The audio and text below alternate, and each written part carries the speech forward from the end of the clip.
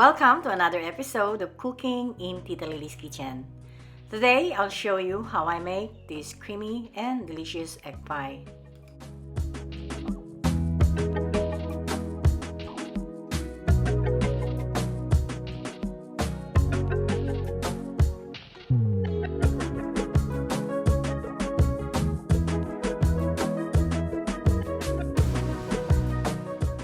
Umpisahan natin ito sa paggawa ng pie crust.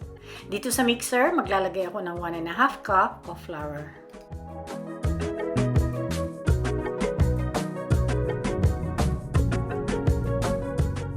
One teaspoon of salt and 1½ tablespoon of sugar. Ngayon, ipopulse ko lang ito para mag-combine lahat ang mga ingredients. Add ½ cup of unsalted butter. Siguruduhin lang na firm ang butter na inyong gagamitin.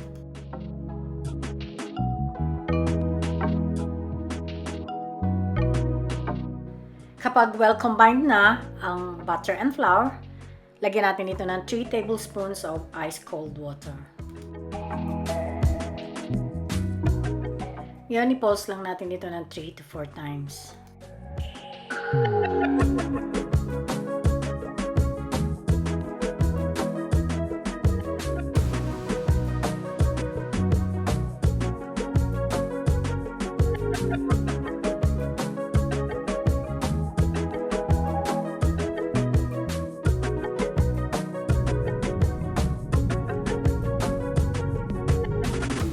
Ngayon ay imamasa ko ito hanggang sa magsama-sama.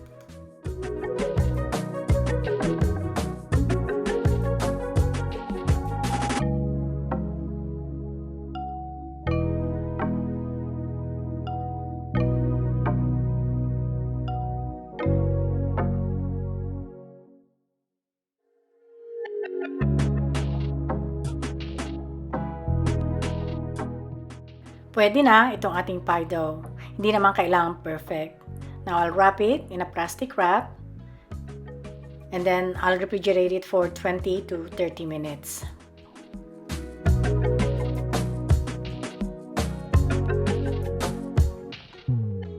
Ito na yung ating pie dough. Naka-rest na ito ng 30 minutes, kaya pwede na natin itong i-roll.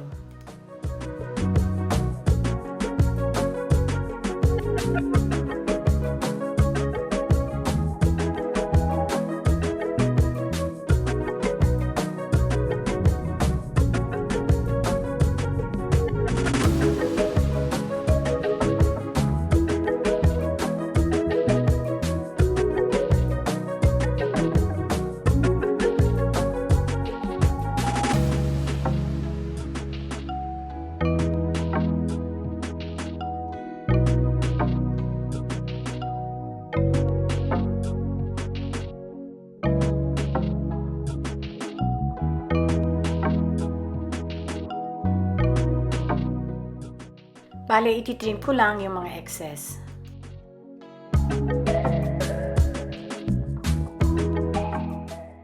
Tapos, ifo-fold yung sides. Fold and pinch, fold and pinch. Itong ilalim ng ating crust ay kailangan natin lagyan ng ventilation. So, kuha lang tayo ng tinidor at ipoke lang natin to. Habang gumagawa ko ng filling, balik muna natin to sa fridge. For the filling, I'm going to use 2 cups of fresh milk and 1½ cup of evaporated milk.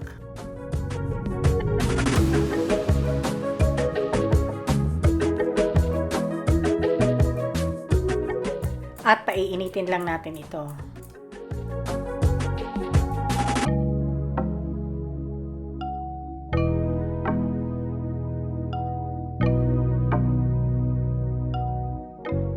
Mainit na, kaya itabi muna natin. Gagamit ako dito ng 5 eggs.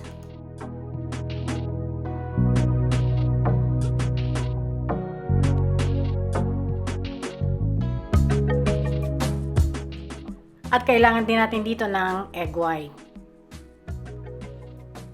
So, kaya yung egg yolk ay isama na natin.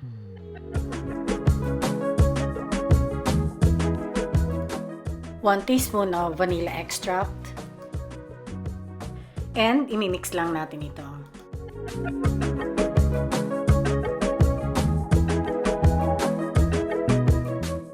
While mixing, isasabay ko na rin ang half a cup of granulated sugar.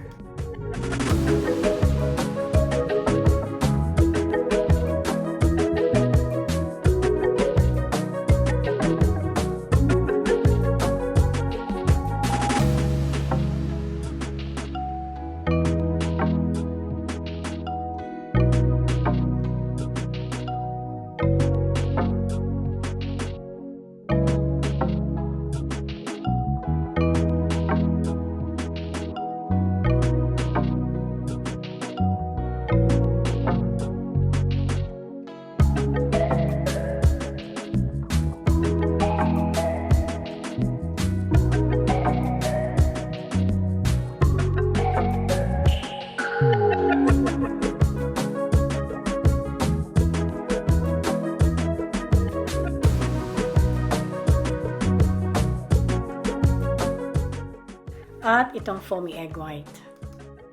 Ngayon ay ready na itong ating egg filling.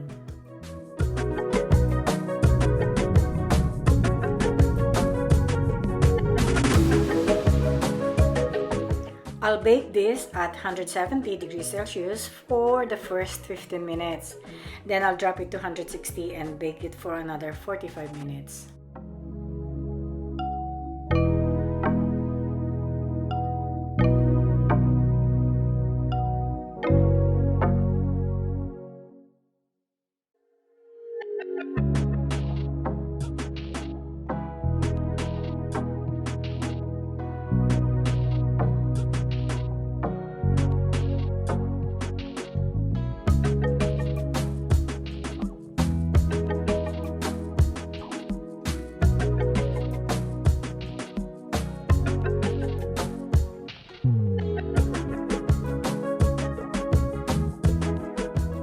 I hope you enjoyed this video. Don't forget to give it a thumbs up and share it too. Thank you for watching and see you again on my next cooking vlog. And also, don't forget to subscribe. Thank you.